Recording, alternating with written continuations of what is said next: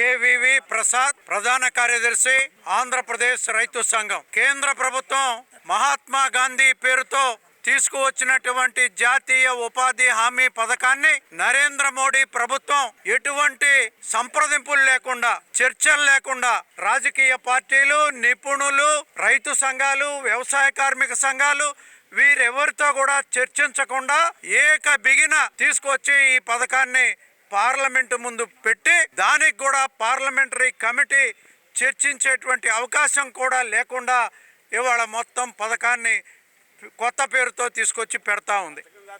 జీరామ్జీ అనేటువంటి ఈ చట్టాన్ని చాలా దుర్మార్గమైనటువంటి పద్ధతుల్లో గతంలో ఉండేటువంటి చట్టంలో ఉండేటువంటి పేదలకి పేద రైతులకి అందరికీ ఉపయోగపడేటువంటి చట్టాన్ని పూర్తిగా మార్చివేసి తల్లకిందులు చేసి ఇవాళ పేద రైతులు లేదా కార్మికులు వీళ్ళందరికీ నష్టం కలిగించేటువంటి పద్ధతుల్లో ఈ చట్టాన్ని రూపొందించారంటే గ్రామీణ ప్రాంతాల్లో ఉండేటువంటి పేదల యొక్క పరిస్థితిని మరింత దీంట్లోకి నెట్టడానికి ఇవాళ కేంద్ర ప్రభుత్వం పూనుకున్నది.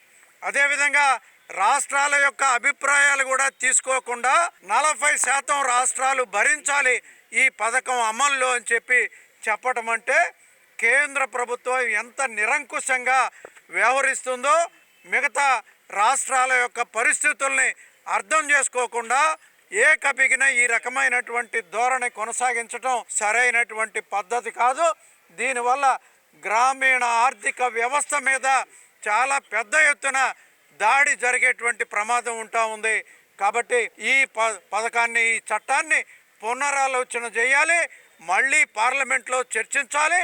నిపుణులు, రాజకీయ పార్టీలు, ప్రజా సంఘాలు అందరితో కూడా చర్చించి ఉన్నటువంటి ఏదైతే పార్లమెంట్లో ఆమోదించబడిందో దాన్ని వెంటనే రద్దు చేయడం ద్వారా ఈ ప్రభుత్వం మరి నరేంద్ర మోడీ గారు చాలా బ్రహ్మాండంగా చెప్తా ఉన్నారు, మేము అన్నిటినీ బ్రహ్మాండంగా కొత్త పద్ధతుల్లో తీసుకువెళ్తున్నామని.